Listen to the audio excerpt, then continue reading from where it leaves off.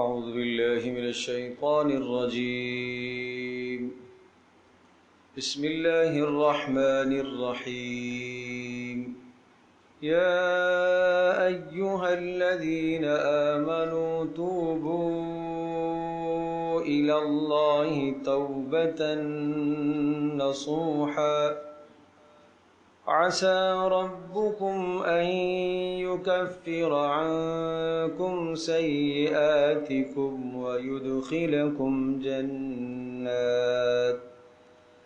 वयुदखिलकुम जन्नात तजरी मिन तहतिहल अन्हार यौम ला युख़ज़िल्लाहु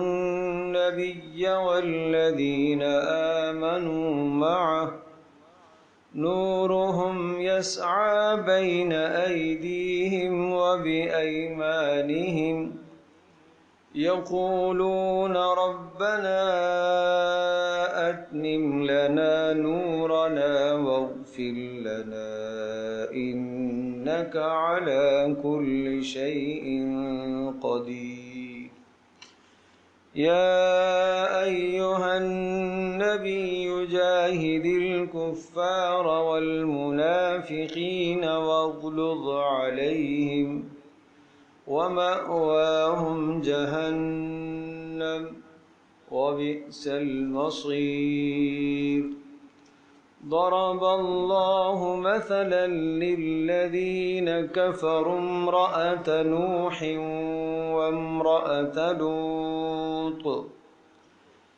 كانتا تحت عبدين من عبادنا صالحين فخانتاهما فلم يغنيا عنهما من الله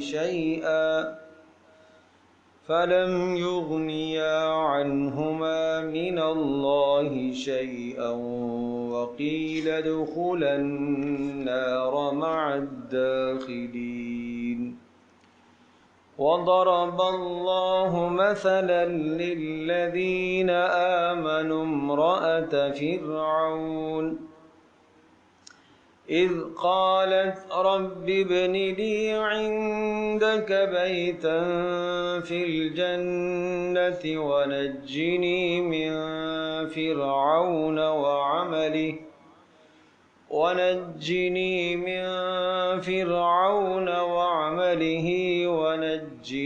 من القوم الظالمين ومريم ابنة عمران التي أحصنت فرجها فنفخنا فيه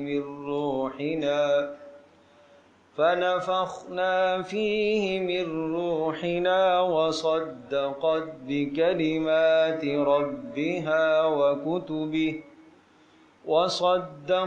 بكلمات ربها وكتبه وكانت من القانتين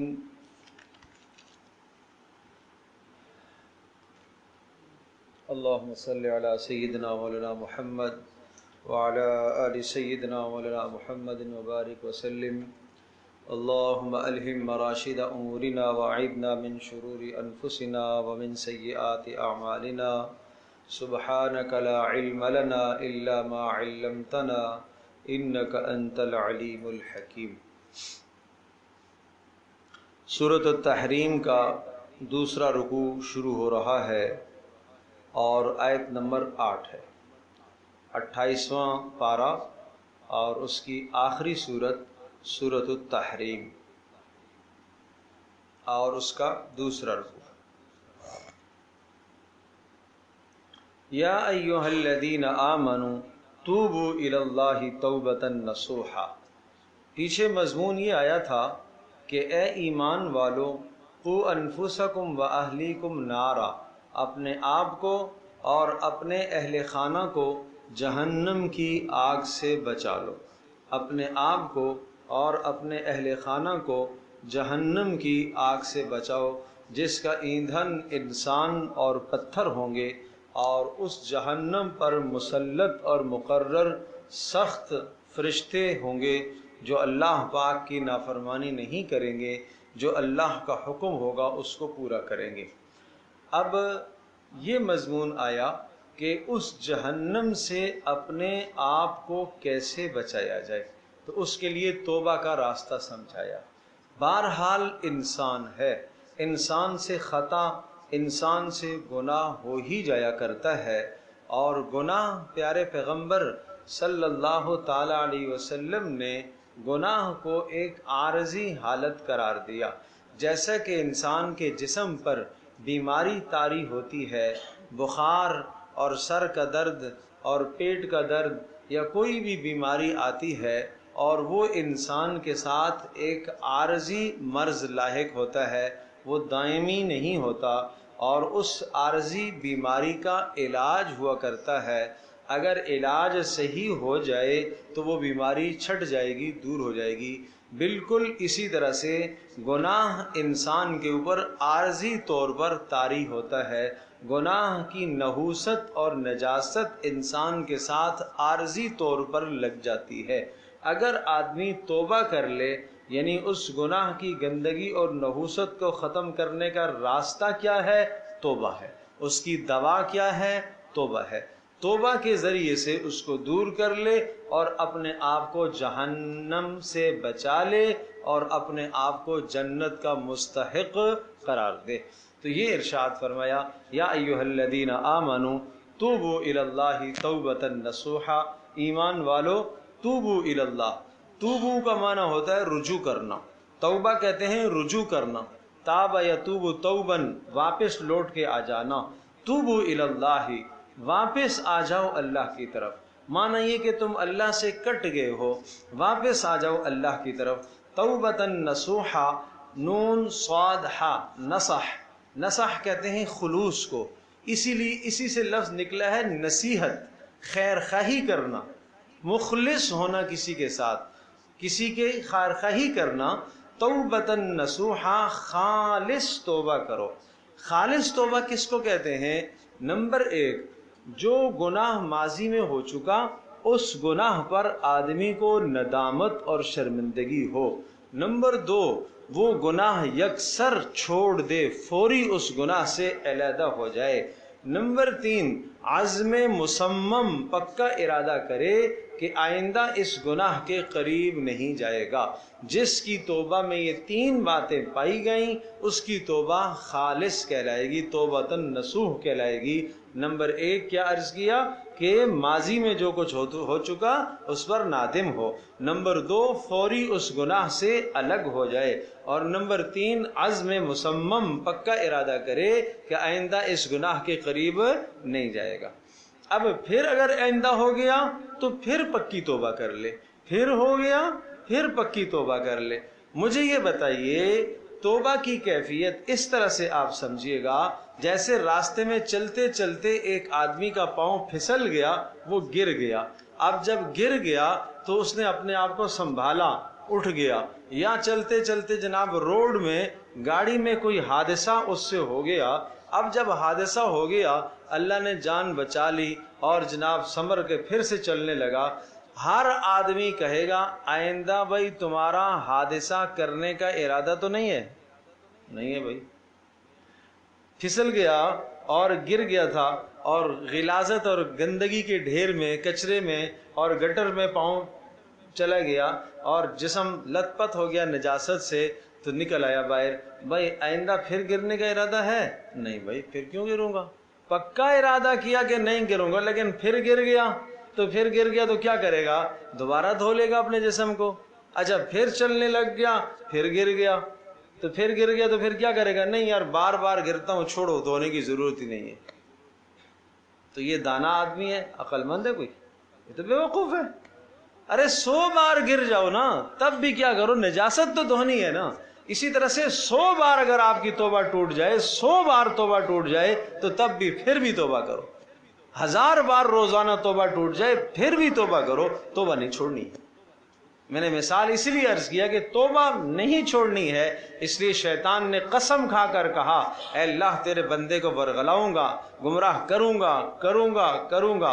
اللہ نے بھی قسم کھا کر کہا میری عزت میرے جلال کی قسم، جب تک اس کی جان میں جان ہے یہ مجھ سے معافی مانگتا رہے گا، میں اس کو معاف کرتا رہوں گا، روزانہ چاہے کتنے گناہ کر لے۔ تو اس لیے بھائی توبہ میں تاخیر نہ کیا کرو، جیسا کوئی گناہ ہو جائے میرے عزیزو فوری توبہ کر لو۔ توبوا الی اللہ توبۃ نصوحا، رجوع کر لو اللہ کی طرف، خالص رجوع کرنا۔ پھر اس کے نتیجے میں کیا ملے گا؟ عسیٰ ربکم، یقین ہے۔ عسیٰ کا لفظ جب اللہ کے لیے آتا ہے تو یقین کا معنی دیتا ہے، اور اللہ کے علاوہ کسی اور کے لیے آتا ہے تو پھر امید اور ظن کا معنی کہ شاید ایسا ہو جائے، لیکن اللہ کے لیے جب لفظ آتا ہے تو یقین ہے۔ عسیٰ ربکم، وعدہ ہے تمہارے رب کا، یقین ہے کہ تمہارا پروردگار اس توبہ کے نتیجے میں کیا کرے؟ یکفر عنکم سیئاتکم، اس توبہ کی برکت سے تمہارے گناہوں کو معاف کر دے۔ نمبر 2، وَيُدْخِلَكُمْ جَنَّاتٍ تَجْرِي مِن تَحْتِهَا الْأَنْهَارُ، اور تمہیں داخل کر دے ایسے باغات میں کہ جن کے سامنے سے نہریں بہ رہی ہوں۔ یعنی دنیا کے اندر جب تم اچھا مکان تلاش کرتے ہو اور اچھا مکان سرسبز و شاداب علاقے کے اندر کسی باغیچے کے آس پاس، اور جہاں ہر قسم کا پھل ہو اور جہاں ہر قسم کی جو ہے پانی کی فراوانی اور نہریں ہوں، وہاں تم اپنا گھر تصور کرو کتنا خوبصورت گھر ہوگا۔ تو اللہ پاک جنتوں میں تمہیں ایسا گھر عطا فرمائے گا۔ کب؟ یوم، اس دن، لا یخزی اللہ النبی، جس دن اللہ تبارک تعالی نہیں رسوا کرے گا۔ لا یخزی اللہ النبی، اللہ رسوا نہیں کرے گا کسی نبی کو، والذین آمنوا، اور نبی کے ساتھ جو لوگ ایمان لائے، والذین آمنوا، اور جو ایمان لائے، معہ، نبی کے ساتھ ایمان لائے، ان کو اللہ پاک رسوا نہیں کرے گا، انہیں اللہ پاک عزتیں ہی عزتیں عطا کرے گا۔ اب ایک منظر آیا ہے پل صراط کا، اور یہ منظر پیچھے سورۃ الحدید میں بھی آ چکا ہے، تو کہ یوم یقول المنافقون والمنافقات للذین آمنوا انظرونا نقتبس من نورکم قیل ارجعوا وراءکم فالتمسوا نورا فضرب بینہم بسور لہ باب باطنہ فیہ الرحمہ وظاہرہ من قبلہ العذاب۔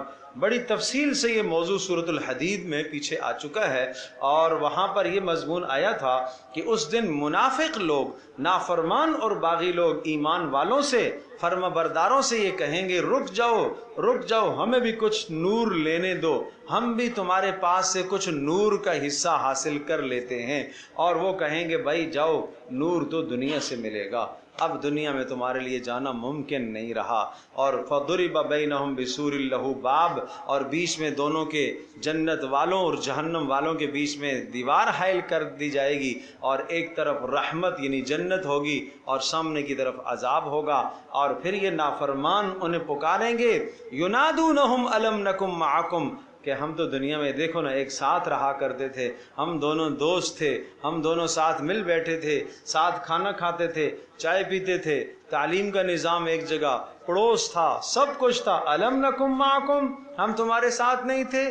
وہ جنت والا کہے گا قالوا بلا، یہ ایسا تو تھا، ولکنکم فتنتم انفسکم، لیکن تم نے اپنے آپ کو گناہوں میں مبتلا کر رکھا، وتربصتم وارتبتم، اور تم انتظار کرتے رہے کہ قیامت کب آئے گی، اور تم شک میں پڑے رہے، وغرکم باللہ الغرور، اور تمہیں شیطان نے دھوکے میں ڈالے رکھا۔ فالیوم لا یؤخذ منکم فدیہ، آج تم سے کوئی مال قبول نہیں کیا جائے گا، آج تم سے کوئی عطیہ قبول نہیں کیا جائے گا، مأواکم النار، تمہارا ٹھکانہ آج جہنم۔ یہ پل صراط کا منظر سورۃ الحدید میں آیا۔ یہاں پر کیا ہے؟ اہل ایمان یہ دعا کریں گے، جب اہل ایمان دیکھیں گے پل صراط سے گزرتے ہوئے کچھ لوگ بجلی کی تیزی سے گزریں گے، اور کچھ لوگ گھوڑے کی رفتار سے، کچھ لوگ ہوا کی رفتار سے، اور کچھ لوگ لڑکھڑاتے ہوئے گزریں گے، تو ہر گزرنے والا یہ دعا مانگے گا اے اللہ کہیں میں نیچے نہ گر جاؤں، اے اللہ نیچے دہکتی ہوئی آگ ہوگی، دہکتی ہوئی آگ، اور نیچے چیخ و پکار ہوگی جہنمیوں کی، اور یہ آدمی کہے گا اے اللہ کہ میں یہاں گر نہ جاؤں۔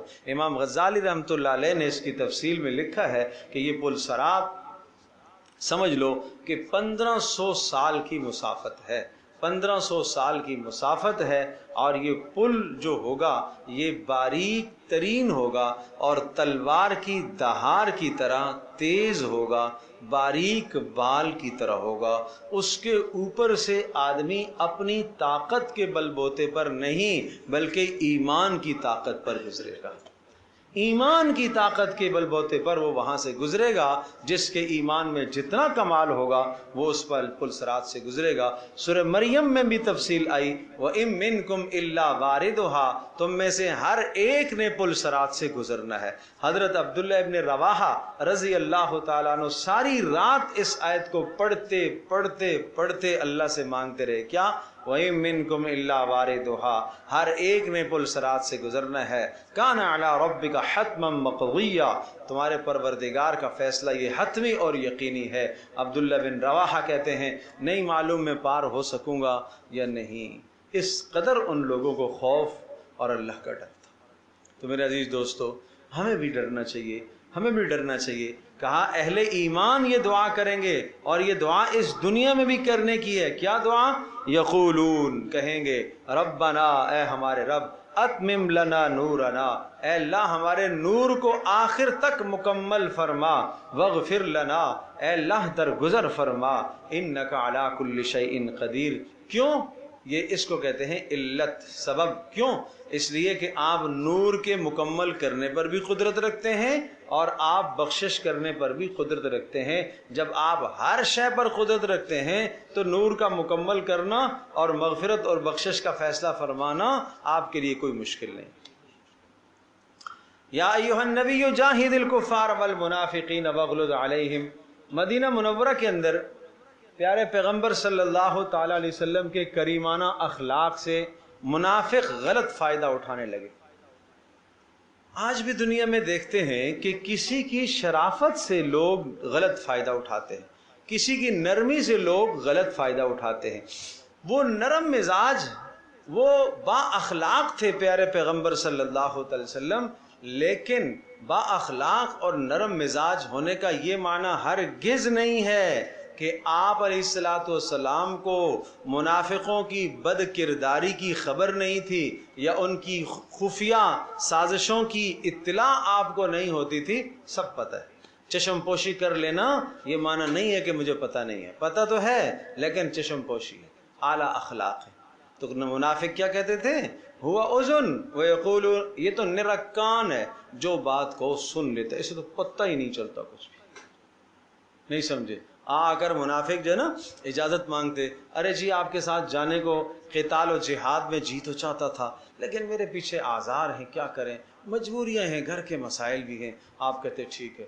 دوسرا آتا، جی میرا گھر جو ہے نا وہ بچے چھوٹے چھوٹے ہیں، کوئی نگہداشت والا نہیں ہے، جی ٹھیک ہے، آپ کہتے ٹھیک ہے۔ تیسرا آتا، جی میں جانے کا تو بڑا دل چاہ رہا ہے لیکن کچھ سواری ہے نہیں، آپ کے ساتھ جانے کو جی چاہ رہا ہے لیکن سواری ہے نہیں۔ اس طرح سے مختلف ہیلے بانے کر کے اپنے آپ کو پیچھے کرتے۔ جہاں خطرات ان کو نظر آتے نا کہ اس غزوے میں لگ رہا ہے کہ مسلمانوں کو نقصان ہو سکتا ہے، اس لیے کہ سامنے بڑی سپر طاقت ہے، نقصان ہونے کا اندیشہ ہے، تو وہاں یہ پیچھے ہٹتے تھے اور اس طرح سے ہیلے بانے کرتے تھے، اور پھر آپس میں تمسخر اور ٹھٹھے کرتے تھے۔ کیا کہتے تھے؟ یہ تو نرکان ہے، جو کہو سن لیتا ہے، جس کو آج کی اصطلاح میں آپ کہتے ہیں یہ تو اللہ میاں کی گائے ہے، اس کو تو پتہ ہی نہیں چلتا، اس کو تو پتہ ہی نہیں چلتا، اور ہم نے کتنی چلاکی کر کے نا، کتنی چلاکی کر کے ہم نے اس کو دھوکہ دے دیا، اس کو تو پتہ ہی نہیں چلتا۔ تو اس پر اللہ پاک نے فرمایا یہ نبی کا تمہارے لیے کان بن جانا اور تمہاری ہر بات کو درگزر کر دینا یہ تمہارے لیے بہتر ہے۔ اگر نبی تمہیں کہہ دے کہ نہیں تمہیں جانا ہی جانا ہے تو پھر تمہارے لیے جانا فرض ہو جائے، پھر گھر میں بیٹھنے کی گنجائش تمہارے لیے نہ رہے۔ یہ تو نبی کے اخلاق ہیں، کریمانہ اخلاق ہیں۔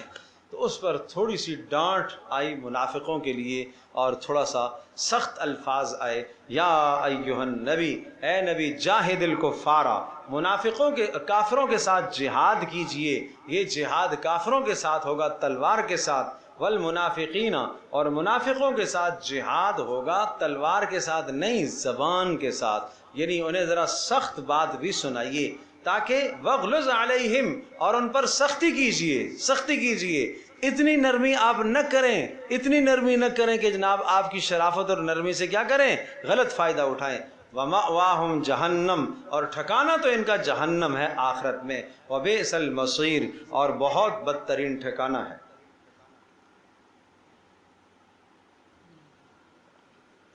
یاد ہوگا آپ کو عرض کیا تھا سورۃ التحریم عائلی قوانین کو، گھریلو زندگی کو بیان کر رہی ہے، اور آغاز میں یہ بات آئی تھی کہ ایک مرد کو، ایک شوہر کو بیوی کی اطاعت اور فرما برداری کس حد تک کرنی چاہیے، اور ایک بیوی کو شوہر کی اطاعت کس حد تک کرنی چاہیے۔ غرض یہ کہ شوہر بھی اطاعت میں اتنا آگے نہ جائے کہ اللہ کی نافرمانی ہو جائے، اور بیوی بھی اتنی اطاعت نہ کرے کہ اللہ کی نافرمانی ہو جائے۔ اللہ تبارک و تعالیٰ کا حکم سب سے مقدم ہے۔ ہمیشہ اس ازدواجی زندگی میں جب محبتیں آپس میں بہت بڑھتی ہیں تو بہت زیادہ آگے چلے جاتے ہیں، اور کبھی جب نفرتیں آپس میں بڑھتی ہیں تو بھی شریعت کی حدود کو تجاوز کر جاتے ہیں۔ تو اعتدال والی زندگی سورۃ التحریم بتا رہی ہے۔ اب آگے مثال دی ہے، 4 عورتوں کا تذکرہ یہاں پر آیا، اور یہ 4 عورتوں کا تذکرہ کر کے عورتوں کو سمجھایا جا رہا ہے، بہت اہم مضمون عورتوں کو سمجھایا جا رہا ہے کہ تمہارے پاس گو کہ تم زندگی گزارنے میں اپنے شوہروں کے تابع ہو، زندگی گزارنے میں اپنے شوہروں کے کیا ہو، تابع ہو، کمائی میں تم شوہروں کے تابع ہو، رہائش میں تم شوہر کے تابع ہو، جہاں شوہر رہے گا وہاں ہی آپ کو رہنا ہے۔ معنی یہ ہے کہ آپ کوئی سخت شرط نہیں لگا سکتے کہ ہاں ہم بیٹی کا رشتہ دیں گے، لیکن اس شرط پر دیں گے کہ یہ فلاں جگہ ہی رہائش تو نے اختیار کرنی ہوگی۔ یہ شرط لگانا درست نہیں ہے آپ کے لیے، کیونکہ بیوی کیا ہوگی، شوہر کے تابع ہوگی، تابع ہو کر زندگی گزارے گی۔ اگر گھر کے اندر تنگ دستی ہے، فقر و فاقے ہیں، تو وہ تابع ہے، فقر و فاقے برداشت کرے گی۔ اگر گھر میں وسعتیں اللہ پاک نے عطا فرمائی ہیں خوب، تو وہ وسعتوں سے مستفید ہوگی۔ کیوں جی؟ اس لیے کہ وہ کیا ہے، تابع ہے۔ یہ بات سمجھ میں آئی؟ تو ہر معاملے میں بیوی گویا کہ شوہر کے تابع ہے، لیکن سمجھایا جا رہا ہے کہ بیوی ایمان میں، اعمال میں شوہر کے تابع نہیں ہے۔ ایمان و اعمال مستقل اس کے پاس ہونا چاہیے، ایمان و اعمال اس کے پاس کیا ہونا چاہیے، مستقل ہونا چاہیے۔ شوہر نے گاڑی لی ہے تو بیوی نہیں بیٹھے گی نا بھائی، تابع ہے جو اس کے، نہیں میں اپنی گاڑی کیا ضرورت ہے بھائی، ہیں؟ اسی طرح سے گھر ہے تو گھر دونوں کا ہے، تابع ہے اس کے، لیکن ایمان و اعمال کے اندر بیوی شوہر کے تابع بولو نہیں ہے۔ بس یہ سمجھانا مقصود ہے، ایمان و اعمال میں بیوی شوہر کے تابع نہیں ہے۔ اپنے کچھ پلے ہوگا تو نجات ہو سکے گی۔ میرے میاں بڑے نیک آدمی ہیں، بڑے اللہ والے آدمی ہیں، بڑے بزرگ آدمی ہیں، تہجد گزار ہیں، بڑے علامہ ہیں، بڑے شیخ الحدیث ہیں، بڑے عالم دین ہیں، تو یہ شوہر کا عالم دین ہونا، شوہر کا علامہ ہونا، یہاں تک کہ شوہر کا نبی ہونا بھی بیوی کو جہنم سے نہیں بچا سکتا۔ اس سے بڑھ کر کیا اعزاز ہوگا نبوت کا؟ تو اس لیے مثال آئی ہے، حضرت نوح علیہ السلام اور حضرت لوط علیہ السلام دونوں پیغمبروں کی بیویوں کی مثال آئی کہ ان دونوں پیغمبروں کی بیویاں کفر پر تھیں۔ دونوں پیغمبروں کی بیویاں کیا تھیں؟ کفر پر تھیں، لیکن پیغمبروں کی پیغمبری ان کے کام نہ آ سکی، اور پیغمبروں کی پیغمبری نے ان بیویوں کو جہنم سے نہیں بچایا۔ کیوں؟ ان کے پاس اپنا ایمان نہیں تھا، ان کے پاس اپنا عمل نہیں تھا۔ سنیے گا، ضرب اللہ مثلا للذین کفروا، ایک مثال بیان کرتا ہے اللہ تبارک تعالی، عبرت ناک مثال بیان کرتا ہے ان لوگوں کی جنہوں نے کفر کیا۔ وہ مثال کیسی ہے؟ امرأۃ نوح، نوح علیہ السلام کی بیوی، وامرأۃ لوط، لوط علیہ السلام کی بیوی، دونوں کی دونوں کانتا، وہ دونوں تحت عبدینی، وہ عقد میں تھی، عبدینی، دو بندوں کے، من عبادنا، ہمارے بندوں میں سے، صالحین، ہمارے بندوں میں سے دو نیک برگزیدہ بندوں کے عقد میں تھیں، یعنی پیغمبروں کے عقد میں تھیں، لیکن انہوں نے کیا کیا؟ فخانتاہما، ان دونوں بیویوں نے اپنے شوہروں کے ساتھ خیانت کی، یعنی نوح علیہ السلام کی بیوی اور لوط علیہ السلام کی بیوی، دونوں نے اپنے شوہروں کے ساتھ کیا کیا؟ خیانت کی۔ اب یہاں خیانت سے مراد کیا ہے یہ ذرا سمجھیے گا۔ خیانت سے مراد ایک تو یہ فعل ہے کہ عورت اپنے مرد کے سوا کسی اور سے تعلق قائم رکھے، یہ خیانت ہے، اس تعلق میں خیانت کرنا ہے، یہ خیانت یہاں مراد نہیں ہے، سمجھے گا، یہ خیانت یہاں مراد نہیں ہے۔ یہاں خیانت سے مراد کفر اور شرک ہے، کیونکہ کسی بھی پیغمبر کی بیوی فاحشہ نہیں ہوئی ہے یاد رکھیے گا، کسی بھی پیغمبر اور نبی کی بیوی فاحشہ اور بدکارہ اور زانیہ نہیں ہوئی ہے، کافرہ تو ہوئی ہے لیکن فاحشہ، زانیہ، بدکارہ کسی پیغمبر کی بیوی نہیں ہوئی ہے۔ تو ان دونوں بیویوں کی خیانت کیا تھی؟ ایک تو یہ کرتی تھی کہ اپنی قوم کی حمایت کرتی تھی، اپنے شوہروں کی، نبیوں کی حمایت نہیں کرتی تھی۔ تو گھر کا آدمی اگر گھر والے کی حمایت نہ کرے اور جب کہ گھر والا ہو بھی حق پر اس کی حمایت نہ کرے تو یہ گویا کہ گھر والے کے ساتھ بددیانتی ہے اور خیانت ہے۔ نمبر دوسرا یہ کرتی تھی کہ حضرت نوح علیہ السلام اور لوط علیہ السلام ان دونوں کے رازوں پر قوم کو مطلع کرتی تھی۔ ہر شوہر چاہتا ہے کہ میرے راز پوشیدہ رہے، لیکن یہ رازدان نہیں تھی، راز فاش کر دیا کرتی تھی۔ کیا کرتی تھی؟ راز فاش کیا کرتی۔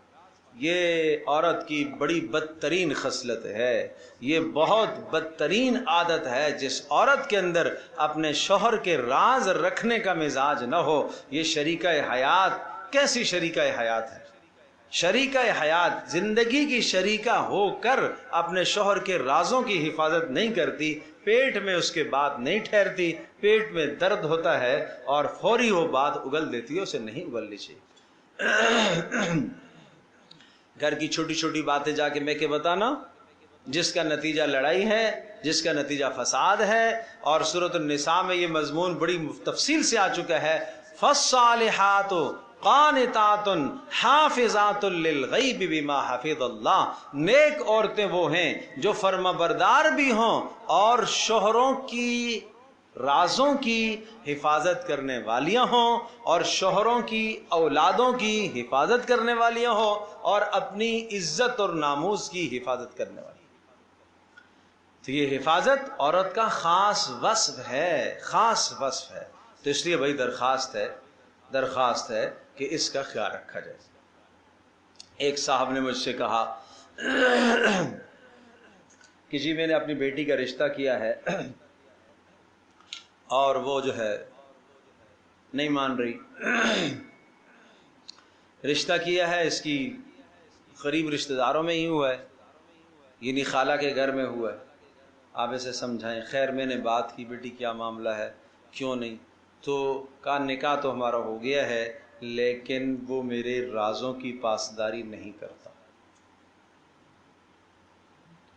نکاح تو ہمارا ہو گیا، ہم جب بات چیت کرتے ہیں دونوں آپس میں، جو بات چیت کرتے ہیں وہ فوری میری خالہ کو بتا دیتا ہے، تو میں کیسے کہوں کہ کل وہ رازوں کی حفاظت کرے گا؟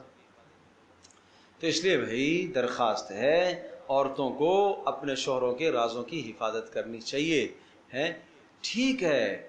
عورت کو اس کا بھائی عزیز ہے، عورت کو اس کا باپ عزیز ہے، عورت کو اس کی ماں عزیز ہے، لیکن اس وقت اس کے لیے سب سے عزیز تر اس کا شوہر ہے۔ اس کے لیے سب سے عزیز تر کون ہے؟ شوہر ہے۔ بلا وجہ شوہر کی بے عزتی اپنے بھائیوں سے کروائے، شوہر کو ذلیل کروائے اپنے باپ سے، شوہر کو ذلیل کروائے اپنے بہنوئی سے، شوہر کو ذلیل کروائے اپنے میکے کے کسی اور فرد سے، یہ عورت کے لیے قطعاً جائز نہیں ہے۔ یہ ازدواجی زندگی کیسے گزرے گی اس طرح سے؟ تو سورۃ التحریم تو یہ موضوع بتا رہی ہے ازدواجی زندگی سے متعلقہ۔ تو سنیے، کہا کہ فخانتاہما، ان دونوں نے خیانت کی، اور خیانت میں نے عرض کیا کہ ایک تو کفر اور شرک میں تھی، اور دوسری خیانت کے اپنے شوہروں کی، نبیوں کی رازوں کی حفاظت نہیں کیا کرتی تھی، یہ خیانت مراد ہے۔ اب اگلا جملہ جو مقصودی جملہ ہے اس آیت کا، مقصودی جملہ وہ سنیے گا، فَلَمْ يُغْنِيَا عَنْهُمَا مِنَ اللَّهِ شَيْئًا، تو یہ دونوں کے دونوں پیغمبر نوح علیہ السلام، لوط علیہ السلام، یغنیا کام نہ آ سکے، غنی کرنا، فائدہ دینا، فائدہ نہ دے سکے، عنہما اپنی دونوں بیویوں کو، من اللہ اللہ کے عذاب سے، شیئن ذرہ برابر بھی فائدہ نہ دے سکے، ذرہ برابر بھی فائدہ نہ دے سکے۔ ارے سورہ ہود میں تفصیل سے آ چکا، حضرت نوح علیہ السلام کا بیٹا کفر پر تھا، اور وہ دیکھتے ہی دیکھتے جناب سمندر کی موج کے نظر ہو گیا، اور اللہ سے کہا اللہ تو نے تو کہا تھا نا کہ تیری اہل کو بچاؤں گا۔ اللہ نے کہا انہو لیس من اہلک، یہ تیرا اہل نہیں ہے، انہو عمل غیر صالح، یہ اس کا عمل اچھا نہیں ہے، یہ تیرا اہل نہیں ہے۔ تو حضرت نوح علیہ السلام، ظاہر سی بات ہے باپ ہونے کی حیثیت سے اپنی اولاد سے تو ہر ایک کو شفقت تو ہے ہی ہے، کس کو نہیں ہوتی؟ تو پیغمبر نوح علیہ السلام کو بھی اپنے بچے سے پیار تو ہے، شفقت تو ہے، اس حیثیت سے کہ وہ بیٹا ہے تو پدری شفقت، باپ کی شفقت جوش مارتی ہے، لیکن اس پر اللہ نے منع کر دیا کہ نہیں، تیرا اہل نہیں ہے یہ۔ تو پتہ یہ چلا کہ آخرت میں ہر آدمی کو اس کا ایمان کام آئے گا۔ اس لیے عورتیں اچھی طرح سے سن لیں، اگر شوہر نیک ہیں، پارسا ہیں، بزرگ ہیں، تو شوہروں کی نیکی زیادہ سے زیادہ دنیا میں ان کے ماحول کو بدل سکتی ہے، کہ شوہر نیک تھا، اس کے ساتھ رہ کر یہ بھی کیا ہو گئی، نیک بن گئی، یہ تو ہو سکتا ہے، لیکن آخرت کے عذاب سے شوہر نہیں بچا سکتا بھائی۔ رسول اللہ صلی اللہ تعالی علیہ وسلم نے از خود اپنی ازواج مطہرات کو خطاب کر کے، اپنی بیٹی فاطمہ رضی اللہ تعالی عنہا کو خطاب کر کے فرمایا تھا، یا فاطمہ انقذی نفسک من النار، اے فاطمہ تو بھی اپنے آپ کو جہنم سے بچا لے، فإنی لا املک لک من اللہ شیئا، میں اللہ کے عذاب سے تجھے نہیں بچا سکتا۔ اللہ اکبر، اللہ اکبر۔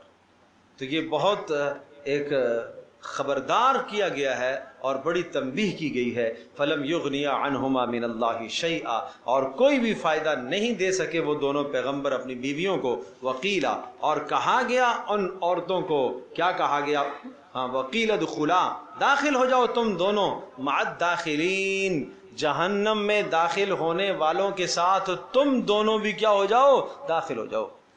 تو نوح علیہ السلام کی بیوی عذاب پانی کے عذاب میں غرق ہوئی، لوط علیہ السلام کی بیوی پر وہی پتھروں کی بارش برسی جیسے قوم پر بارش برسی، اور انجام وہی ہوا جو قوم کا انجام ہوا۔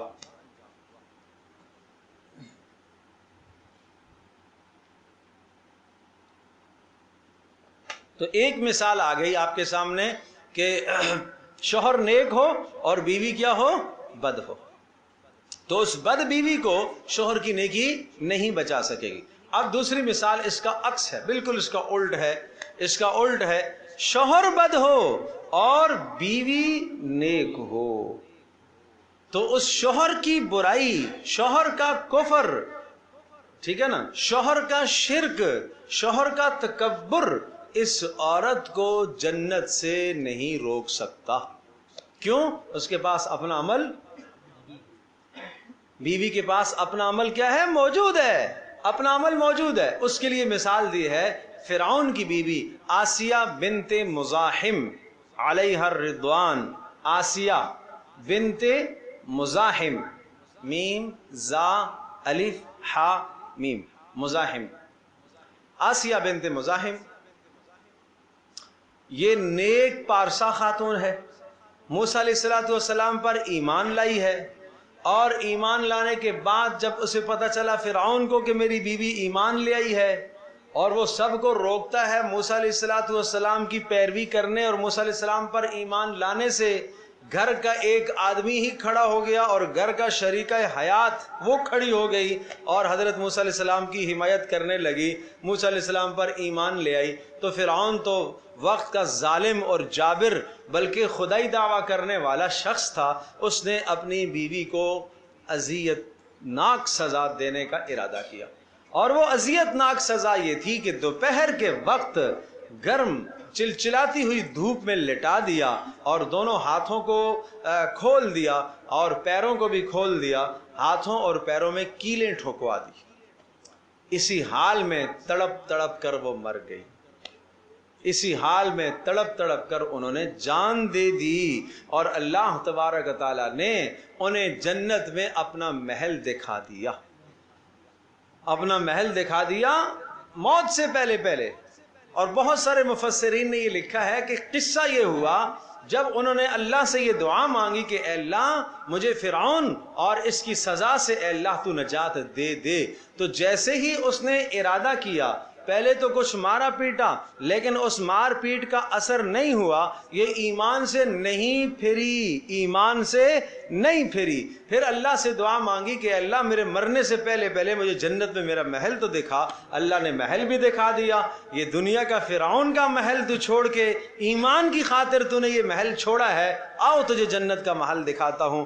اللہ پاک نے جنت کا محل دکھایا، اور اس کے بعد جب فرعون نے لٹایا اور کیلیں ٹھکوانے کا ارادہ کیا تو اس سے پہلے ہی اللہ نے روح کو قبض کر لیا، اور اس نے ظالم نے کیلیں تو ٹھکوائیں، لیکن جب کیلیں ٹھکوائیں تو یہ ہل ہی نہیں رہی ہے، اس کو اور غصہ آیا اور غصہ آیا، اور اس نے اور جناب کوڑے لگوائے، تو جناب وہ جلادوں نے کہا بھائی اس کی تو روح پرواز ہو گئی۔ یہ ہے آسیہ بنت مزاحم، یہ قیامت کے دن جنت میں یہ رسول اللہ صلی اللہ تعالی وسلم کی بیوی ہوگی، یہ رسول اللہ صلی اللہ علیہ وسلم کی بیوی ہوگی۔ سبحان اللہ سبحان اللہ سبحان اللہ سبحان اللہ، کیا بلند و بالا مقام ہے، کیا بلند و بالا مقام ہے۔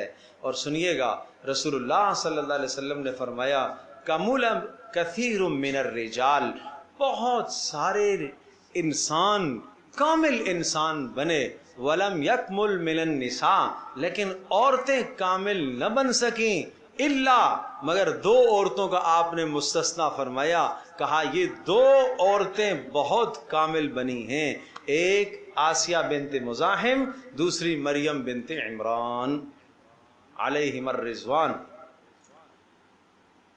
تو محدثین نے لکھا کہ اس کمال سے مراد نبوت کی صفات ہیں، اس کمال سے مراد کیا ہے؟ نبوت کی صفات ہیں۔ یہ تو اللہ کا نظام تھا کہ اللہ تبارک و تعالیٰ نے عورتوں کو نبی نہیں بنانا تھا، عورتوں کو نبی نہیں بنانا تھا، ورنہ ان خواتین میں نبوت کی صفات پائی جاتی تھی، ان دو عورتوں میں بلند ترین صفات پائی جاتی تھی۔ بات سمجھ میں آئی بھائی؟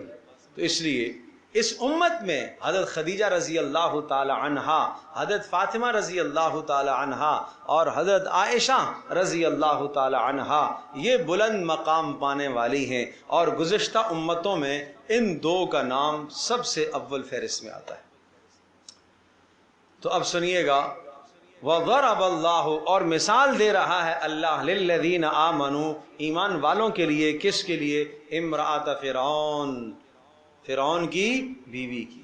ارے کوئی عورت یہ نہیں کہہ سکے گی کہ میرا شوہر ظالم تھا، میرا شوہر کافر تھا، میں اس کے گھر میں رہ کر کیسے اللہ کی عبادت کرتی۔ اگر کوئی عورت یہ کہے گی کہ میرا شوہر مجھے پردے سے روکتا تھا، میں کیسے پردہ کرتی۔ کوئی یہ کہے گی کہ میرا شوہر مجھے اس گناہ کا کہتا تھا، میں مجبور تھی، نہیں تو مجبور نہیں تھی۔ تیرے سامنے آسیہ بنت مزاحم کی مثال لائی جائے گی، اس لیے مثال بیان کی ہے۔ کہاں جائے گا قیامت کے دن؟ بتانا تو زیادہ مجبور تھی، تیرا شوہر زیادہ سخت تھا، یا آسیہ بنت مزاحم کا شوہر زیادہ سخت تھا جو فرعون تھا؟ یہ تو اندر کا چور ہے، یہ تو اندر کا چور ہے، یہ عذر، یہ چور ہے اندر کا، عمل کرنا نہیں ہے تو 10 بہانے لے آتی ہے یہ، کیا کروں جی مجبوری ہے، کیا کروں جی خاندان ہے، کیا کروں جی زندگی بھی گزارنی ہے، کیا کروں جی۔ ارے استقامت اختیار کر ایمان پر، جم جا، ڈٹ جا، اللہ تبارک و تعالیٰ آپ کے لیے راستے کھولے گا۔ والذین جاہدوا فینا لنہدینہم سبلنا، جو محنت کرے گا ہمارے پاس آنے کی، اللہ کہہ رہا ہے ہم اس کے لیے راستے کھولیں۔ جوہد تو کرنا، اپنے گھر میں اپنے آپ کو اللہ کی بندگی میں تھکا تو صحیح، اپنے گھر کا ماحول بدلنے کے لیے اپنے آپ کو تھکا تو صحیح، اپنے بچے کی زندگی کو بدلنے کے لیے ایک خاتون اپنے آپ کو تھکائے تو صحیح، اپنے شوہر کی زندگی کو بدلنے کے لیے اپنے آپ کو تھکائے تو صحیح۔ جب تھکائے گی تو اللہ پاک راستے کھولے گا۔ سورہ فرقان کی آخری آیات میں آتا ہے والذین یقولون ربنا هب لنا من ازواجنا وذریاتنا قرۃ اعین وجعلنا للمتقین اماما۔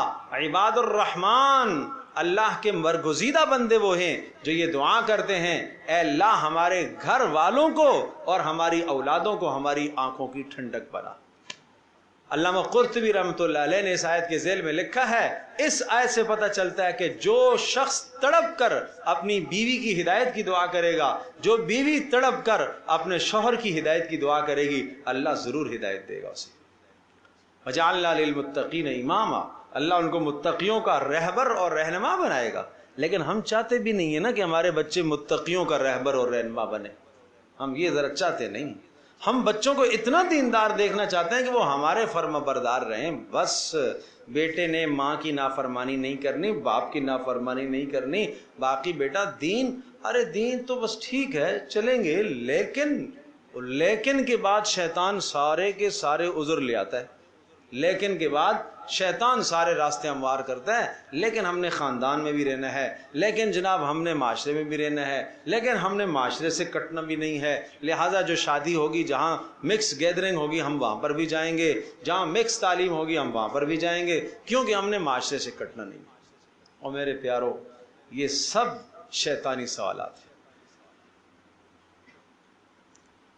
آپ سوچو تو صحیح، 600 سال سے زمین کے اندر رہنے والے انسانوں کا آسمان سے رابطہ کٹا ہوا، اس ماحول میں محمد رسول اللہ صلی اللہ علیہ وسلم آئے، آپ مبعوث ہوئے، وہی سے رابطہ کٹا ہوا ہے انسانوں کا۔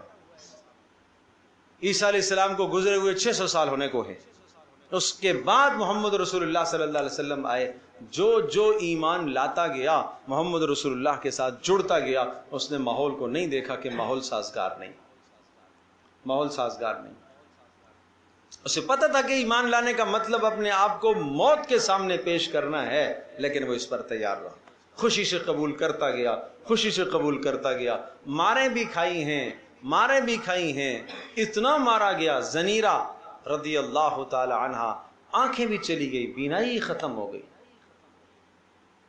اس قدر ستائی گئی، اس قدر ظلم اور زیادتیاں ان پر کی۔ سمیہ رضی اللہ تعالی عنہا کیا ظلم اور زیادتیاں نہیں کی گئی۔ ابو جہل نے شرمگاہ پر برچھا مارا اور مخالف سمت میں اونٹوں کے ساتھ باندھ کر اونٹوں کو چلا دیا، 2 ٹکڑے ہو گئے جسم کے۔ یہ سب تکلیفیں برداشت کی ہیں۔ اللہ چاہتا تو اسی وقت جب ابو جہل نے یہ ارادہ کیا تھا، تو اللہ تو قادر مطلق ہے نا، جس اللہ پاک نے ابراہیم علیہ السلام کو آگ میں بچایا، وہ آج سمیہ کو نہیں بچا سکتا تھا؟ لیکن قیامت تک عورتوں کے لیے ایک نمونہ تو بنانا تھا نا، کہ ایمان وہ چیز ہے کہ ایمان کے لیے جان بھی قربان کرنی پڑی تو جان قربان کر دیجیے گا، ایمان پر آنچ نہیں آنی چاہیے، ایمان میں خرابی نہیں آنی چاہیے۔ آج تم ذرا سی بات پر، بیٹی کی خواہش پر ایمان چھوڑ دیتی ہو، اور شوہر کی خواہش پر، بھائی کی چاہت پر، فلاں کی چاہت پر، خاندان کی چاہت پر یہ اپنے ایمان کو قربان کر بیٹھتی ہیں، اپنے عمل کو چھوڑ دیتی ہیں، اپنی نماز کو چھوڑ دیتی ہیں۔ نماز کی مہمان آگے نماز رہ گئی، یہ کیا ظلم ہے بھائی؟ ہانڈی میں لگی ہے نماز رہ گئی، یہ کیا ظلم ہے؟ یہ زیادتیاں نہ کرو اپنے ساتھ، بر وقت نماز پڑھو۔ ان الصلاۃ کانت علی المؤمنین کتابا موقوتا، رات کی نماز بھی بر وقت پڑھنے کی کوشش کیا کرو۔ جب مرد حضرات مسجد میں نماز پڑھتے ہیں، آپ اپنے گھروں میں نمازوں کا اہتمام کرو۔ کاموں کو چھوڑ کر نماز پڑھو، کاموں سے فارغ ہونے کے بعد نماز نہیں، پہلے کام چھوڑ دو، نماز پہلے ہے، وقت آ گیا اللہ کی طرف دوڑ پڑو۔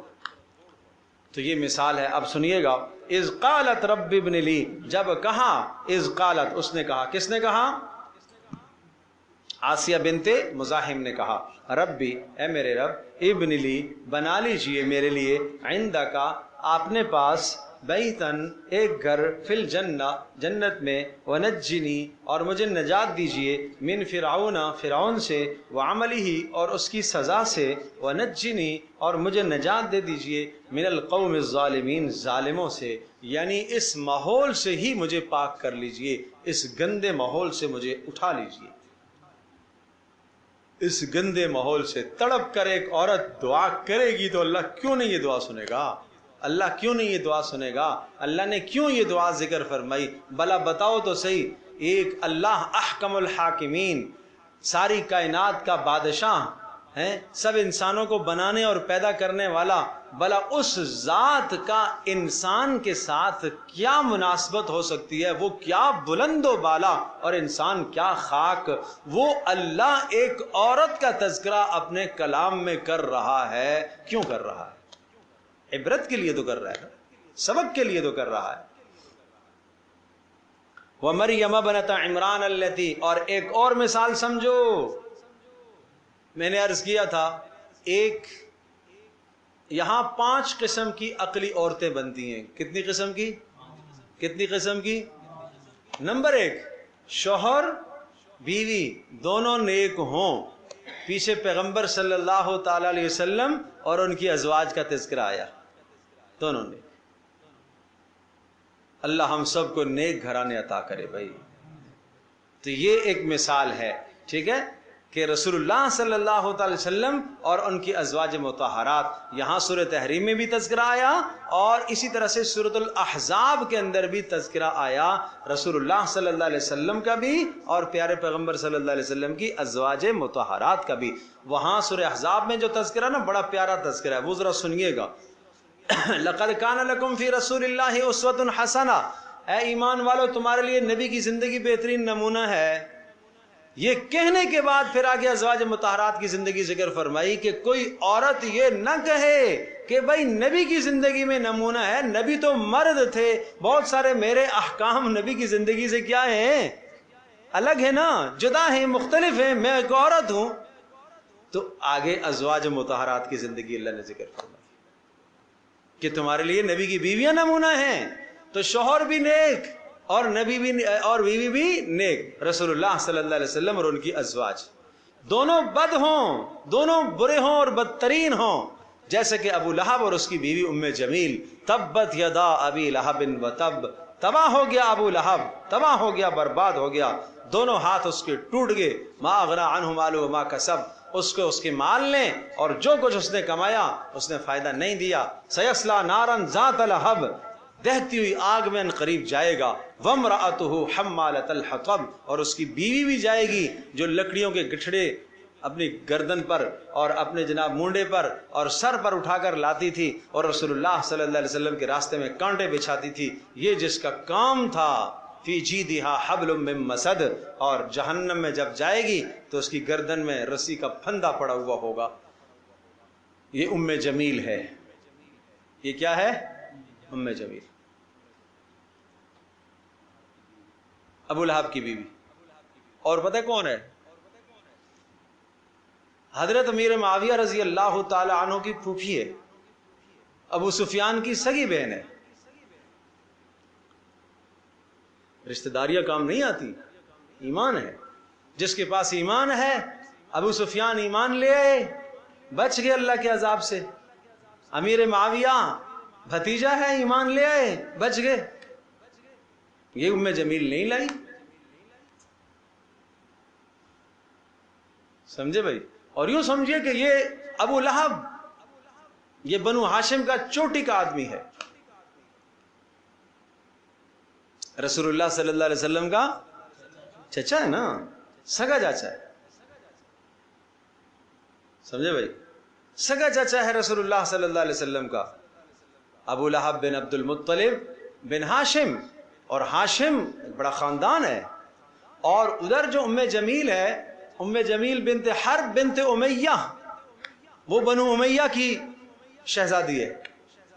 یعنی یوں سمجھے کہ قریش کے یہ دو بڑے خاندان ٹاپ پر تھے، بنو ہاشم اور بنو امیہ. تو یہ بنو ہاشم کا سردار کہیے اور وہ جناب بنو امیہ کی شہزادی کہیے آپ اسے، لیکن دونوں کے لیے جہنم کا وعدہ ہے. تو دونوں نیک، رسول اللہ صلی اللہ علیہ وسلم ان کی بیویاں، دونوں بد، ابو جہل اور اس کی بیوی، ٹھیک ہے جی. اور شوہر نیک، بیویاں بد، جیسے نوح علیہ الصلوۃ والسلام، لوط علیہ الصلوۃ والسلام. شوہر بد، بیوی نیک، جیسے کہ فرعون کی بیوی آسیہ بنت مزاحم. کتنی ہو گئی؟ 4. اب 5ویں ایک قسم وہ سن لو کہ ایک ایسی عورت جو بلا خاوند ہو. تو اگر کوئی عورت بلا خاوند زندگی گزاری جس نے، وہ یہ عذر نہیں کر سکتی کہ میں کیسے اللہ کو راضی کروں گی، اس کے لیے حضرت مریم کی مثال آئے گی سامنے. ہاں، یہ سمجھنے کی بات ہے. اب سنو، وَمَرْيَمَ ابْنَتَ عِمْرَانَ الَّتِي أَحْسَنَتْ. دیکھو نا بلا شوہر کے کس طرح سے اپنی عفت اور پاک دامنی کا خیال رکھا انہوں نے، کس طرح سے اپنے آپ کو محفوظ رکھا. کیا یہ بات تو طے شدہ ہے کہ مریم تھی تو عورت، جو ایک عام عورت کو خواہشات ہیں وہ مریم کو بھی خواہشات تھی نا. کوئی فرشتہ تو نہیں تھی تو انسان تھی، تو ایک عورت. جو ایک عورت کو مرد کی طرف کشش اور حاجت اور ضرورت ہے، وہ حاجت اور ضرورت وہ حضرت مریم کو بھی تھی نا، لیکن اپنے آپ کو محفوظ رکھا. اللہ پاک نے اولاد عیسیٰ علیہ السلام کو ان کے بطن سے پیدا فرمایا، وَجَعَلْنَاهَا وَابْنَهَا آیَةً لِلْعَالَمِينَ، کہ مریم کو اور مریم کے بیٹے عیسیٰ کو ہم نے جہان والوں کے لیے نشانی بنایا ہے. یہ بلند قرب اللہ پاک نے عطا فرمایا ہے، سمجھے بھائی.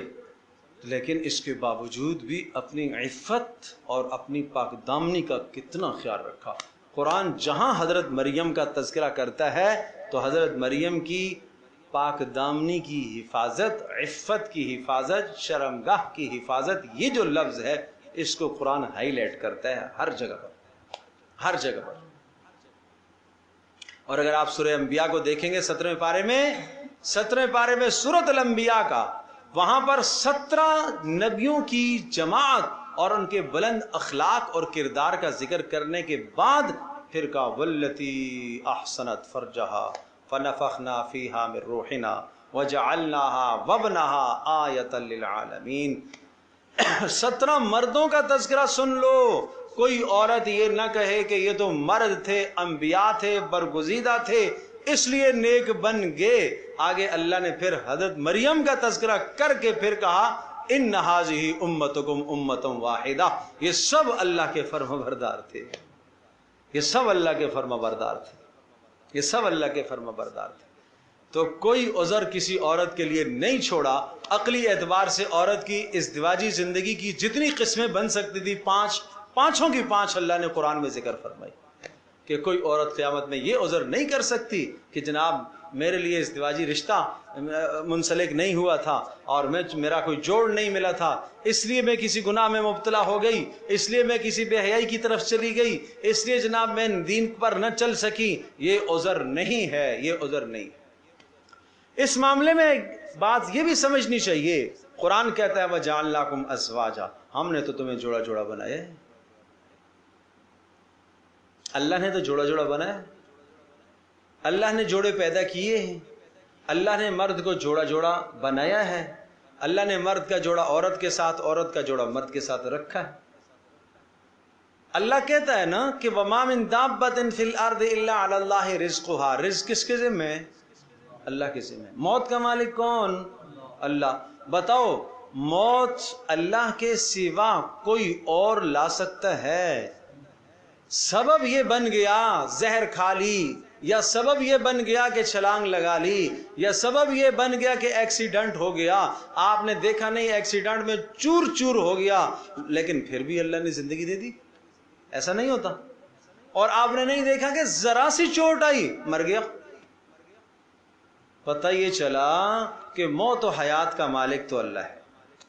جب موت و حیات کا مالک اللہ ہے تو رزق کا مالک بھی کیا ہے؟ اللہ ہے. ٹھیک ہے. جب رزق کا مالک اللہ ہے تو جوڑے بنانے والا بھی اللہ ہے. لیکن جیسے رزق کو اس نے اسباب کے ساتھ چھوڑا، جیسے اس نے جناب موت کو اسباب کے ساتھ جوڑا، جوڑے کو بھی اللہ پاک نے اسباب کے ساتھ جوڑا نا. جوڑے بننے کو بھی اسباب کے ساتھ جوڑا. شریعت نے طریقہ بتلایا کہ بھائی آپ نسبتیں طے کرو، آپ رشتے طے کرو، آپ رشتہ دیکھو. لڑکی بالغ ہو گئی ہے، اس کے لیے رشتے کا انتظام کرو. ماں باپ کو حکم ہے تمہیں انتظام کرو. تو بھائی آدمی فکر ہی نہ کرے اس بات کی، سبب ہی نہ استعمال کرے تو پھر. اب ایک آدمی بیٹھا ہوا ہے اپنے گھر میں، بیٹھا ہوا ہے کمرے میں بند ہو گیا، جی روزی کا مالک اللہ ہے. بھائی اللہ تو ضرور ہے، اس میں کوئی شک نہیں. اللہ نے تمہیں سبب کا مکلف بنایا ہے کہ آپ سبب اختیار کرو. میرے عزیزو اسی طرح سے یہاں پر سبب اختیار کرو. لڑکی بالغ ہو گئی ہے، اس کے رشتے کا انتظام کرو، سبب اختیار کرو. ماں باپ کو حکم ہے اچھا رشتہ تلاش کرو. اسی طرح سے جناب بچہ بالغ ہو گیا ہے، اس کے لیے رشتے کا انتظام کرو، رشتہ تلاش کرو. بچی بالغ ہو گئی ہے تو اب کیا کریں جناب، کوئی رشتہ تو آ نہیں رہا، ہم خود پیش کر سکتے ہیں؟ جی کر سکتے ہیں. اصل تو یہ ہے کہ جناب لڑکے والے پیغام لے کر جائیں، لیکن اگر کوئی آپ کو جانتا نہیں ہے، آپ کے گھر میں پیغام نہیں آ رہا، تو کیا آپ پیغام نہیں لے جا سکتے؟ لے جا سکتے ہیں. کیا حضرت خدیجہ رضی اللہ تعالی عنہا سے زیادہ پاکیزہ ہے ہمارے معاشرے کی عورت؟ خدیجہ نے خود پیغام نہیں دیا تھا رسول اللہ صلی اللہ علیہ وسلم کو؟ کیا عمر بن خطاب رضی اللہ تعالی عنہ سے کوئی زیادہ غیرت مند ہے؟ حفصہ رضی اللہ تعالی عنہا بیوہ ہو گئیں تو ان کو کیا کہاں پیغام لے کے گئے؟ ابوبکر صدیق کے پاس، بھائی میری بیٹی بیوہ ہو گئی، آپ نکاح کریں گے؟ عثمان کے پاس لے کے پیغام لے گئے، میری بیٹی بیوہ ہو گئی، آپ نکاح کریں گے؟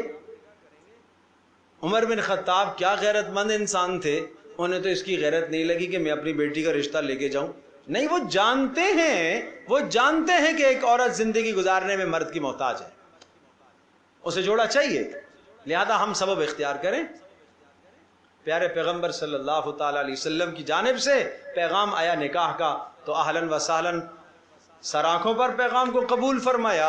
اور پھر ابوبکر صدیق نے کہا تھا کہ بھائی وہ شاید تجھے تکلیف ہوئی ہو کہ عثمان سے بھی آپ نے پیغام کہا تھا، عثمان نے تو منع کر دیا تھا، اور مجھے بھی آپ نے کہا تھا تو میں چپ رہا تھا. کہا بالکل ناگوار گزرا، آپ کیوں چپ رہے تھے؟ کہا چپ اس لیے رہا تھا کہ رسول اللہ صلی اللہ علیہ وسلم نے میرے سامنے ارادہ کیا تھا، اور پیارے پیغمبر صلی اللہ تعالی علیہ وسلم کا ارادہ تھا، میرے دل میں یہ بات تھی، اگر رسول اللہ صلی اللہ تعالی علیہ وسلم نے نہ کیا تو پھر میں کر لوں گا. لیکن جب وہ پیغام آ گیا تو اس سے بڑھ کر آپ کے لیے کیا سعادت مندی ہے، آپ رسول اللہ صلی اللہ علیہ وسلم کے سسر بننے والے. اس لیے بھائی درخواست ہے میں بیٹیوں سے، میں جوان بچیوں سے درخواست کرتا ہوں، اس معاملے میں سستی نہ کرو، اس معاملے کو مؤخر نہ کرو، اس معاملے میں سستی نہ کرو. 18 سال کی فاطمہ رضی اللہ تعالی عنہا تھی، آپ علیہ السلام نے رخصت کروا دی، پتہ چلا 18 سال میں لڑکی کو رخصت ہو جانا چاہیے. پیارے پیغمبر صلی اللہ تعالی وسلم کی عمر مبارک 25 سال کی تھی، آپ نے نکاح پہلا فرمایا. پتہ چلا آخری عمر بس یہ ہے، اس 25 سال میں مرد کو نکاح کر لینا چاہیے. بات سمجھے بھائی؟ تو معیار اتنے اونچے کر دیے گئے، پاؤں پر کھڑا ہوتے ہوتے بیچارے کے بال سفید ہو جاتے ہیں. اور ادھر سے جناب مطالبہ، گاڑی ایسی ہونی چاہیے، نوکری ایسی ہونی چاہیے، شکل ایسی ہونی چاہیے، یہ ویسا ہونا چاہیے، یہ ویسا ہونا. اللہ کی بندیوں کیوں ظلم کرتی ہو اپنے ساتھ؟ کیوں زیادتیاں کرتی ہو؟ یہ ظلم اور زیادتیاں نہ کرو اپنے ساتھ. جو اللہ کے نبی کی بات کیوں نہیں سنتی ہو جب انہوں نے کہا کہ جس کے اخلاق سے اور دین سے آپ کو اطمینان ہو جائے تو بھائی رشتہ دے دو. بھائی بیٹی کو چاہیے کہ وہ رشتہ قبول کر لے. مال عارضی ہے بھائی، حسن عارضی ہے بھائی، یہ عارضی چیزیں ہیں، یہ معیار نہیں ہیں، دین معیار ہے. تو اب سنیے گا، وَمَرْيَمَ ابْنَتَ عِمْرَانَ الَّتِي أَحْسَنَتْ فَرْجَهَا، اور مریم بنت عمران التي احسنت فرجها، کہ جس نے حفاظت کی اپنی شرمگاہ کی، فَنَفَخْنَا فِيهِ مِن رُوحِنَا، فَنَفَخْنَا، اور ہم نے پھونکا، فِيهِ ان کے گریبان میں، مِن رُوحِنَا اپنی جانب سے روح کو پھونکا۔ اور یہ وہی ہے کہ حضرت جبریل علیہ السلام آئے اور فَتَمَثَّلَ لَهَا بَشَرًا سَوِيًّا، ایک کامل آدمی کی شکل میں سامنے آئے۔ کیا کہوں آپ کو، کیا سمجھاؤں، یہ سورہ مریم میں بڑی تفصیل سے یہ مضمون آیا ہے۔ حضرت مریم گئی غسل کرنے کے لیے، فَاتَّخَذَتْ مِن دُونِهَا حِجَابًا فَأَرْسَلَتْ إِلَيْهَا رُوحَنَا فَتَمَثَّلَ لَهَا بَشَرًا سَوِيًّا۔ تو اب آپ اندازہ تو کرو کہ جناب ایک خاتون غسل خانے کی طرف گئی ہو اپنی حاجت کو پورا کرنے کے لیے، اور وہاں اسے ایک انسان نظر آئے، تو انسان کو دیکھتے ہی کیا پہلا جملہ جو زبان سے نکلا، قالت انی اعوذ بالرحمن منک ان کنت تقیا، اللہ کی پناہ، پیچھے ہٹ جا۔ سب سے پہلے اپنے آپ کو اللہ کی پناہ میں دے رہی ہے، میں اللہ کی پناہ میں آنا چاہتا ہوں، اے اللہ تو میری حفاظت فرمانا۔ کیا پتہ یہ میرے ساتھ کوئی جبر کر لے، زبردستی کر لے، زبردستی کر کے مجھے چھو لے، ہاتھ لگا لے، اے اللہ تو میری حفاظت فرمانا۔ ایک دم اللہ کی طرف رجوع ہوا۔ قالت انی اعوذ بالرحمن، تمہارے اندر کوئی خدا کا خوف نہیں ہے؟ ان کنت تقیہ، اللہ کا ڈر نہیں ہے؟ یہ تو یہاں کیسے آ گیا؟ کھردری بات تھی، کھردری بات سمجھتے ہو نا، سخت بات تھی۔ یہ نہیں کہ اہلاً وسہلاً جی، خوش آمدید جی، آپ کا آنا بڑا اچھا ہو، کہاں سے آئے، کہاں سے تشریف لائے ہیں؟ نہیں بھائی نہیں، یہ عورت کو جائز نہیں بنتا، یہ روا نہیں ہے عورت کو۔ قال انما انا رسول ربک، تو جبریل بھی فوری بول پڑے، انہوں نے بھی کوئی لمبی نہیں لگائی، سلام کلام نہیں کیا، فوری بول پڑے کہ بھائی گھبراہٹ آ گئی ہے ایک عورت کو، انما انا رسول ربک، میں اللہ کی طرف سے بھیجا ہوا ہوں، لأہب لک غلاما زکیہ، آپ کو ایک پاکیزہ لڑکا دوں گا۔ زکیہ اس لیے کہا کہ پاکیزہ لڑکا ہوگا، ایسا نہیں کہ کسی بدکاری سے آئے گا، پاکیزہ۔ کہنے لگی انا یکون لی غلام، کیسے ہوگا لڑکا، ولم یمسسنی بشر ولم اک بغیہ، مجھے کسی انسان نے آج تک چھوا نہیں ہے۔ یہ ہے عورت کی بلند صفت کہ آج تک کسی انسان نے چھوا نہیں ہے۔ وہ میں نے بتایا تھا سورہ رحمان کے اندر، یاد ہوگا نا، یاد ہوگا کہ نہیں یاد ہے؟ بھول چکے ہیں سارے۔ کون بتائے گا کیا بتایا تھا بھائی؟ مفتی صاحب بھی بھول گئے بھائی، بتاؤ بتاؤ بھائی۔ جنت کی حوروں کی خاص صفت ہے لم یطمثہن انس قبلہم ولا جان، وہ جنت کی عورت ایسی حور ہے کہ جس کو نہ کسی جن نے چھوا نہ کسی انسان نے چھوا۔ عورت کی بلند ترین صفت یہ ہے اس کے اوپر کسی غیر محرم کا ہاتھ نہ لگا ہو۔ اللہ اکبر، توبہ کرو، آج توبہ کرو، چلو آج کے بعد سے زندگی گزارو، آج طے کرو کہ غیر محرم کا ہاتھ نہیں لگے گا انشاءاللہ، اور نہ ہم کسی غیر محرم عورت کے ساتھ ہاتھ لگائیں گے۔ رسول اللہ صلی اللہ علیہ وسلم کے بارے میں عائشہ رضی اللہ تعالیٰ عنہ کیا نقل فرماتی ہیں، کبھی بھی پیارے پیغمبر صلی اللہ علیہ وسلم کا ہاتھ کسی غیر محرم عورت پر نہیں پڑا، کبھی بھی نہیں، کبھی بھی نہیں پڑا، کوئی دلاسا آپ نے نہیں دیا، کوئی آپ نے ہاتھ کا مصافحہ نہیں کیا، کچھ بھی نہیں۔ اللہ اکبر اللہ اکبر اللہ اکبر۔ بیعت کرتے تھے آپ علیہ السلام خواتین کو پردے کے پیچھے سے، بات کرتے تھے پردے کے پیچھے سے۔ مردوں سے بیعت ہوتی تھی، ہاتھ میں ہاتھ ہوتا تھا، عورتوں سے ایسی بیعت نہیں فرمائی آپ نے، کبھی بھی ایسی بیعت نہیں فرمائی۔ تو اس لیے اپنے ماحول کو، معاشرے کو پاک رکھو بھائی، پاک کرو اپنے ماحول اور معاشرے کو۔ اور میں درخواست کروں گا ماؤں بہنوں سے، اپنی بچیوں کی حفاظت کرو، بچیوں کی زندگیوں کا تحفظ کرو، اور ان کو نیک نیتی، نیک سیرت زندگی یہ سکھاؤ ان کو۔ حضرت مریم کی زندگی کیوں قرآن ذکر کرتا ہے بار بار؟ ایک عورت کی زندگی کو، یہ واحد وہ خاتون ہے جس کا نام قرآن نے لیا ہے مریم۔ سبحان اللہ سبحان اللہ۔ سنیے گا، تو فنفخنا فیہ من روحنا، تو ہم نے حضرت جبریل آئے اور جبریل نے گریبان سے پکڑ کر، گریبان سے کرتے کو پکڑا اور 2 انگلیوں سے ایسے پکڑا کہ جسم کے ساتھ مس نہیں ہوا۔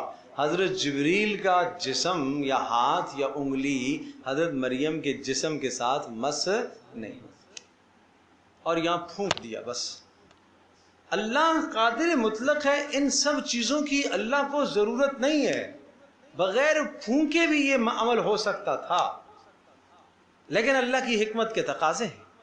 یہ پھونکنا تھا کہ پیٹ میں حمل ہوا، عیسیٰ علیہ السلام وجود میں آگے پیٹ میں، اس لیے عیسیٰ علیہ السلام کو کلمہ کن بھی کہا جاتا کہ کلمۃ اللہ، اللہ کا کلمہ ہے وہ، کہ اللہ کا کلمہ ہے۔ اللہ نے کہا پیدا ہو جا تو ہوگے، بن جا تو بن گے۔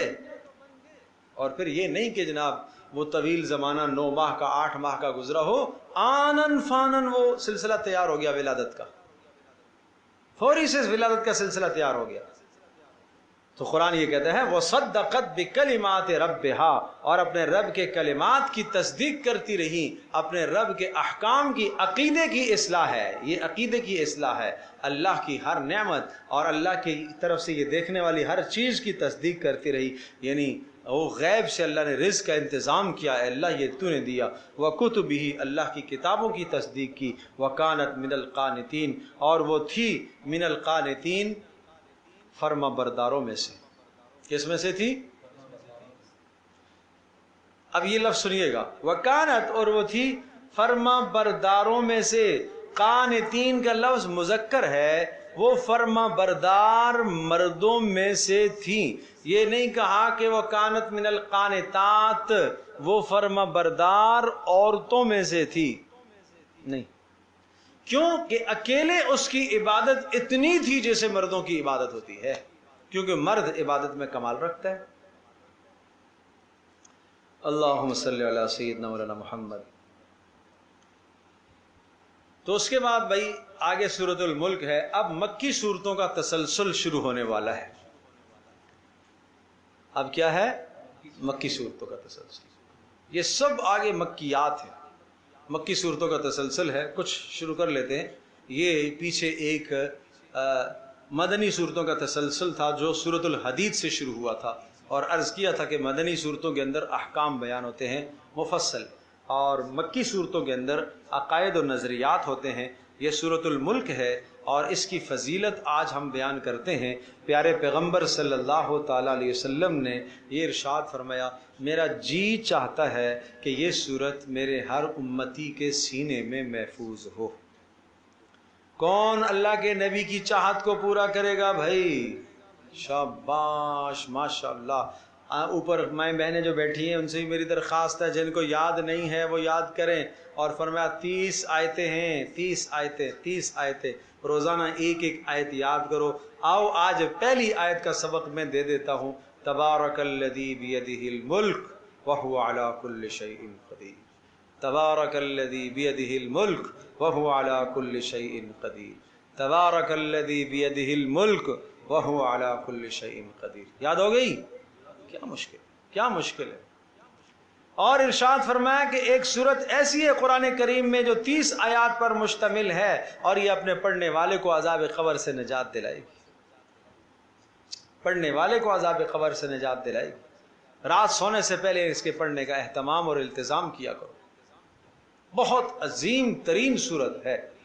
اور تیسری بات یہ سمجھنے کی ہے کہ یہ سورہ مبارکہ شروع کے زمانے میں ہے، مکی دور کے ابتدائی زمانے کی صورتوں میں سے، مکی دور کے ابتدائی زمانے کی صورتوں میں سے ہے۔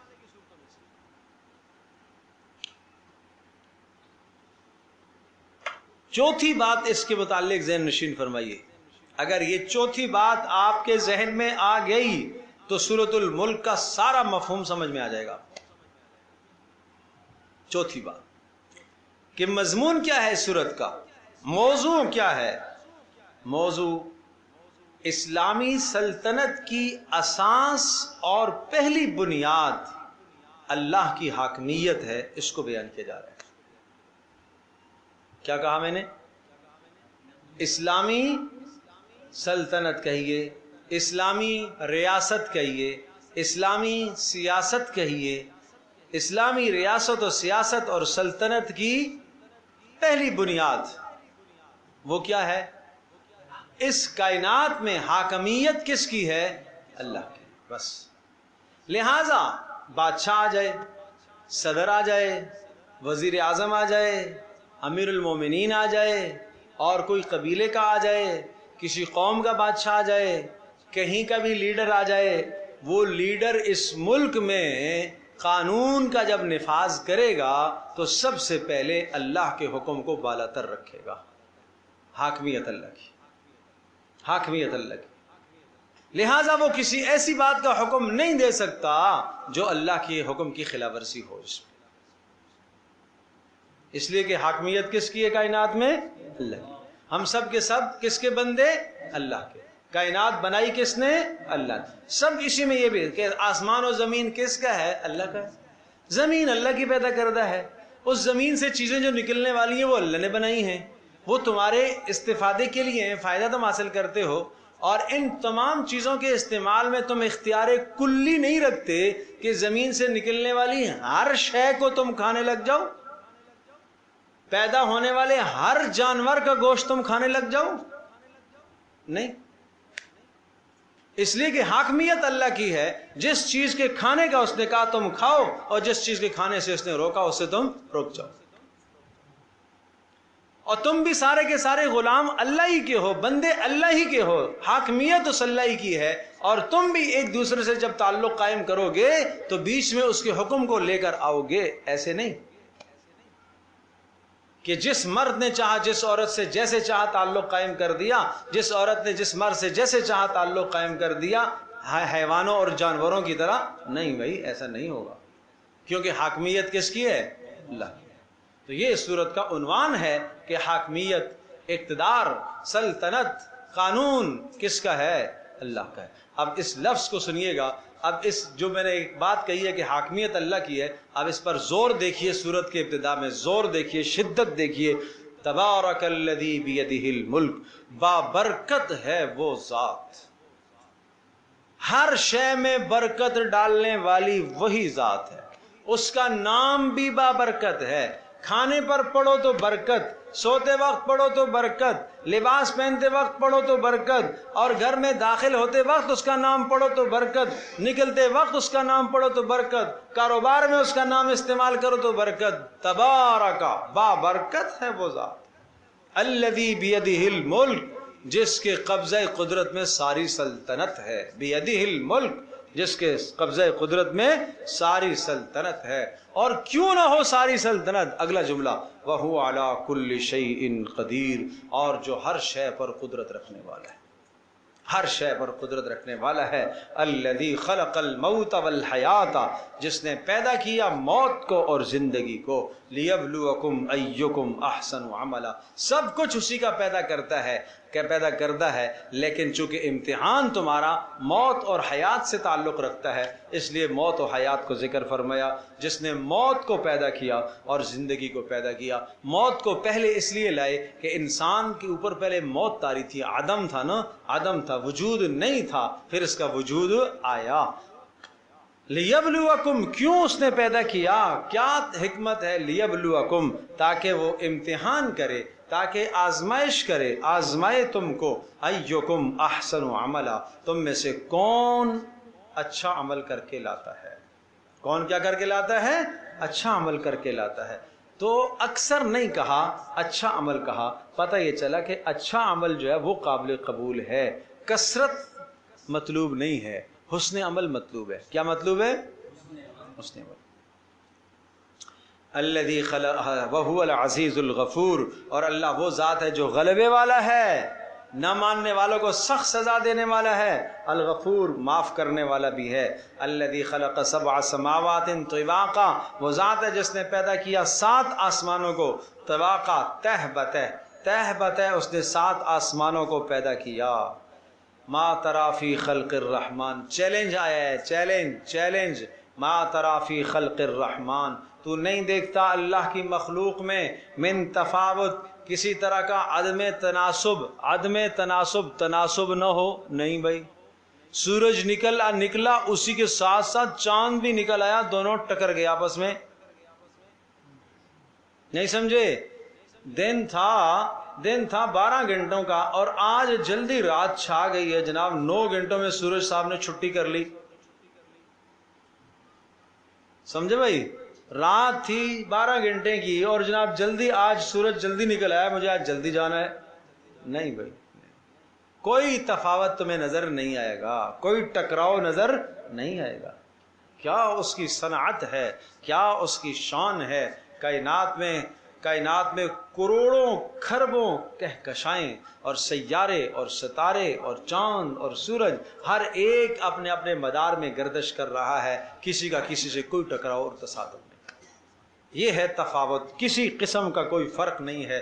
فرجع البصر، اٹھا نظر اپنی، دیکھ آسمان کی طرف، حل تری من فطور، بتا کوئی شگاف دکھتا ہے تجھے؟ حل تری من فطور، کوئی شگاف؟ یہ تنا ہوا آسمان ہے، بیچ میں سے خیمے کی ایک چوک ڈھیلی ہو جاتی ہے تو جناب اس میں کیا ہے، سروٹیں پڑ جاتی ہیں نا، کہیں سروٹ پڑی نظر آ رہی ہے؟ حل تری من فطور۔ اور یوم نطوی السماء کطی السجل للکتب، جس دن قیامت قائم ہوگی تو پھر ہم اس کو لپیٹیں گے، اس میں سروٹیں تمہیں نظر آئیں گی، پھر کدہان سروٹیں ہو جائیں گی اس میں، پھر اللہ اکبر۔ فَإِذَا انشَقَّتِ السَّمَاءُ، آسمان پھٹے گا اور پھر اس میں یہ سروٹیں دیکھیں گی تمہیں۔ آج کچھ بھی نہیں ہے، اللہ کا نظام ہے۔ اور پھر فرمایا حل تری من فطور، بتاؤ تو صحیح کوئی اس میں شگاف دیکھتا ہے؟ ثم ارجع البصر، پھر دیکھو، نظر کو اٹھا، کرتین کا معنی بار بار دیکھ، ینقلب الیک البصر، واپس آئے گی تیرے طرف تیری نگاہ، خاسئن، عاجز ہو کر، وہو حسیر، تھک کر واپس آ جائے گی، لیکن کوئی فطور آسمان میں نظر نہیں آئے گی، کوئی پھٹن آسمان میں نظر نہیں آئے گی۔ چاند پر جانے والوں دیکھو جا کے، کہیں کسی جگہ پر کوئی کونے میں شاید پھٹا ہوا ہو آسمان، کہیں جناب پرانا ہو گیا ہو، کہیں پیوند لگانے کی ضرورت پڑ جائے، جاؤ دیکھو۔ ہاں سمجھے بھائی؟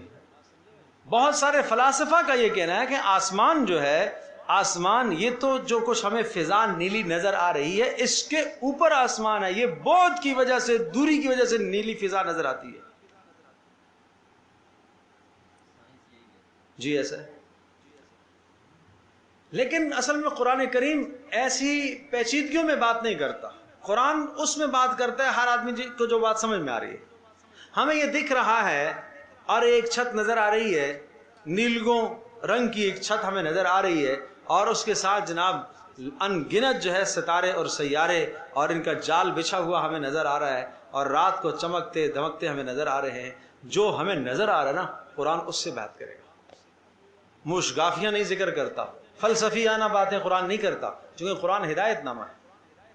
الحمدللہ رب العالمین والصلاة والسلام علی سید الانبیاء والمرسلین وعلی آلہ وصحبہ امتی اجمعین۔